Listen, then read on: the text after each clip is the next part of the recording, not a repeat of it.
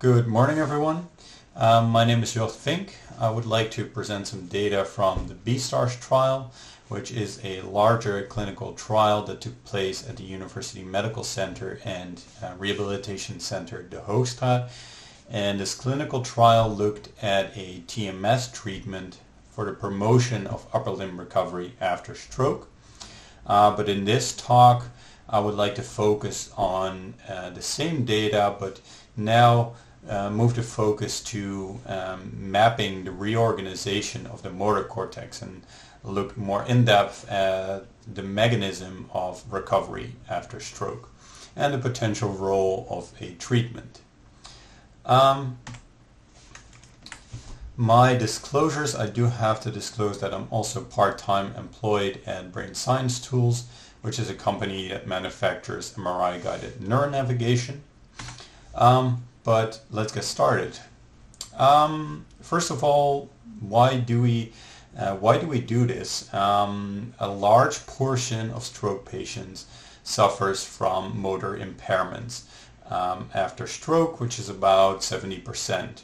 And within this group, there is still a majority of patients that do not fully recover within a 6-month period.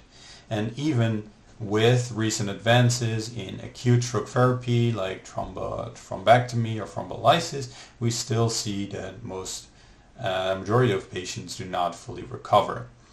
So this is an opportunity for a novel treatments in the rehabilitation time frame to promote recovery of the and we focus on the upper limb specifically. So what is the underlying mechanism of recovery? This is associated with reorganization of the primary motor cortex.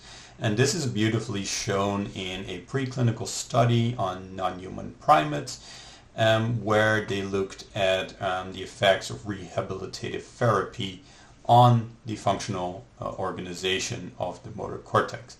So what they did is they used intracranial recordings, which are highly invasive, therefore this was not done in humans, and they mapped representations of different muscle groups within the cortical area. And what they did next is they induced an infarct within the motor function, the motor area that is responsible for the digits, and they performed rehabilitative therapy. And after this, they again used intracranial recordings to map out the same area. And they did find that at the location of the infarct, they saw that the muscle representation disappeared, but they saw that the muscle representation shifted to different spatial regions. And this effect was associated with rehabilitative therapy. So this is a beautiful example of how reorganization of the primary motor cortex is associated with functional improvement. So this is of course highly invasive and totally not suitable for a clinical stroke population. And that's why we use transcranial magnetic stimulation to evoke activity, which is, as has been previously discussed in the Symposium, a non-invasive way to evoke activity in the cortex for electromagnetic induction. I'll move on because this has been discussed a lot. Particularly I want to mention that we use TMS to evoke activity in the motor cortex, and when you do so and you evoke a muscular response, then this is what we call an MEP, a motor evoked potential. And these MEPs can be recorded in the EMG, and this is generally placed over the first dorsal interosseous muscle or other muscle groups in the upper limb. And when this combination of TMS and EMG is combined with MRI-guided neuronavigation, this allows you to record the location at which a TMS pulse is delivered. And simultaneously you can connect the amplitude of the motor evoked potential with the target of stimulation. And this sort of gives you a map where you can see what the amplitude was of the response for different stimulation sites. And when we filter this, we see that the stimulation targets which show a response are nicely delineated within the precentral gyrus, which makes sense because this is where we would expect the primary motor cortex. So this is our equivalent of our non-invasive equivalent of the intracranial recordings. Now, we use this TMS motor mapping to visualize cortical reorganization. But like I mentioned, we also use TMS in its therapeutic form, which is repetitive TMS, because it's a promising treatment for the promotion of upper limb recovery after stroke. And rTMS can be used to either inhibit or stimulate cortical activity and excitability, and this depends on the stimulation paradigm. So the stimulation paradigm that we used is continuous theta burst stimulation, which is an inhibitory stimulation paradigm. And a previous meta-analysis showed that there is a probable treatment effect for this type of inhibitory TMS of the contralesional side when applied early after stroke. So we inhibit activity in the healthy side and hope to restore the balance in the brain, which promotes recovery after stroke. I don't want to go too much in detail on the physiology of the clinical treatment, but I do want to mention it because it's important for the interpretation also of the motor mapping findings. So the primary research question in this talk is whether the inhibitory TMS treatment applied to the contralesional hemisphere improves recovery of the upper limb through promotion of the cortical reorganization within the motor cortex. So what did we do? We performed a sham-controlled clinical trial, and sham is the placebo equivalent of TMS. And the sample size was 60 patients, 44 of whom also were part of the motor mapping leg of the study. And patients either received active or sham cTBS, so this is the inhibitory form of the rTMS, and this was combined with standard physical therapy. And the patient population included were patients, adults with first ever ischemic stroke or intracerebral hemorrhage, and patients had to have at least an unilateral upper limb paresis and no paralysis.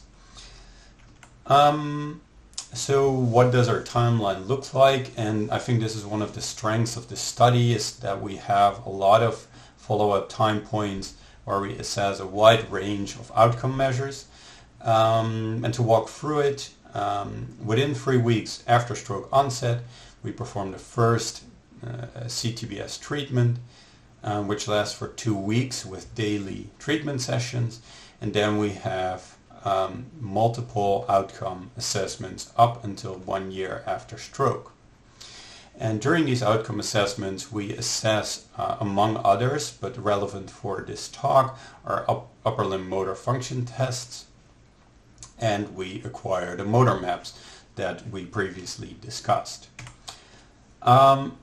And to go more in depth on the outcome measures that these motor maps provide, I condensed it a little bit, and I want to focus on the size of the motor area, which is basically the cortical area and the amount of targets in the cortex at which we could evoke an MEP.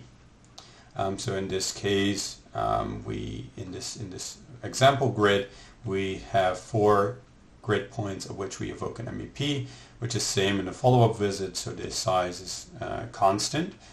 And we looked at displacement, and this indicates the displacement of the center of gravity of the motor map. So this looks more at a spatial reorganization rather than an expansion of the size. So moving on to the results, importantly,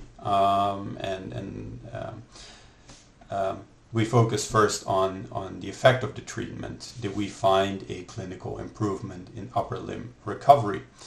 And yes, this was the case. We saw a significant improvement starting at 1 month post-stroke on the Fugl-Meyer arm score, which is a motor function test. And this lasted up until 6 months after stroke. And we do see kind of a plateau effect here, which explains why we don't have significance anymore at 1 year post-stroke. But we do see a significant continued treatment effect when we look at other motor function tests, which assess fine motor skills and dexterity.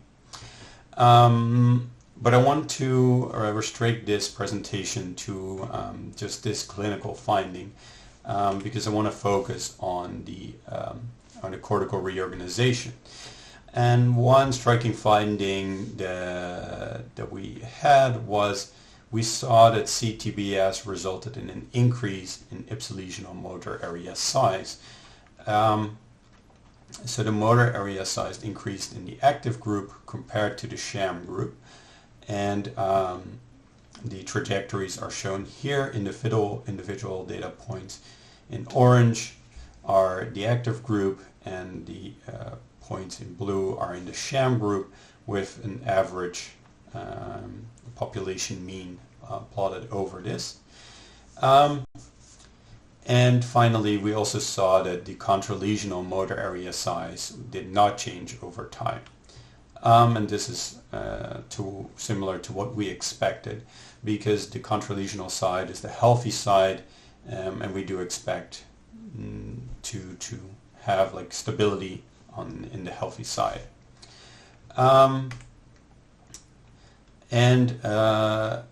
An important finding in relation to our clinical findings is that when we look at the size of the motor area at 1 year post-stroke, and we correlate this with the Fugl-Meyer arm score at 1 year post-stroke, we do see a significant correlation. So patients with a larger motor area show a better outcome with regard to the upper limb at 1 year post-stroke. So this relates our treatment effect on the size of the motor area to a functional improvement of the upper limb. Finally, we also looked at displacement of the center of gravity of the motor area, and here we did find some trends, particularly along the anterior-posterior axis, but these were not significant, and we also did not find an effect of the cTBS treatment. So to wrap all of this up, we can summarize it as contralesional cTBS treatment promotes recovery of the upper limb, and this is potentially mediated through cortical expansion of the motor area. And this motor area expansion we might be able to attribute to recruitment of latent or normally inactive motor representations post-stroke. And I think future research should focus on identifying the points of causality here, because we are restricted to showing you the correlations, and causality is hard to distill here. I would like to acknowledge all students and all other personnel who were involved in the execution of the B-STARS trial, and I think we can move on to the questions.